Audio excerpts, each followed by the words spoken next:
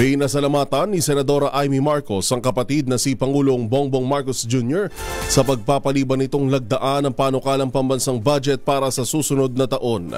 Ayon sa presidential sister, mismong si Pangulong Marcos ay nagdududal sa laman ng niratipikahang budget ng Bicameral Conference Committee kung saan nawalan anya ang mga prioridad ng administrasyon.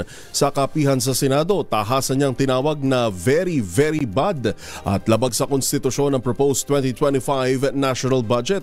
Muli ring umapila ang babaeng Marcos na balik ito sa BICAM upang mabusising maigi at maalis ang mga areglo at kontrobersyal imbis na idaan lamang sa veto power ng Pangulo.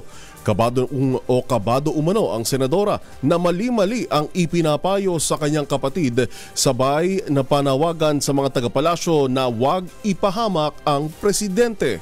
Alam naman anya ni Executive Secretary Lucas Bersamin na nakasaad sa Article 14 Section 5 ng 1987 Constitution na sa edukasyon dapat nakalaan ng pinakamataas na budgetary priority. Tinapyasan kasi ng 12 bilyong piso ang budget ng Department of Education sa 2025 habang dinagdagan naman ng halos 289 na bilyon ang Department of Public Works and Highways.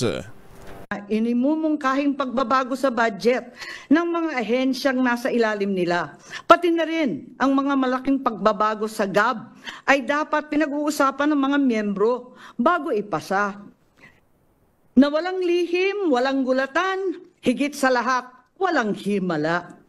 Sa hindi maalamang dahilan, wala akong natanggap na kahit anong tugon. Hindi pinakinggan ang aking pakiusap.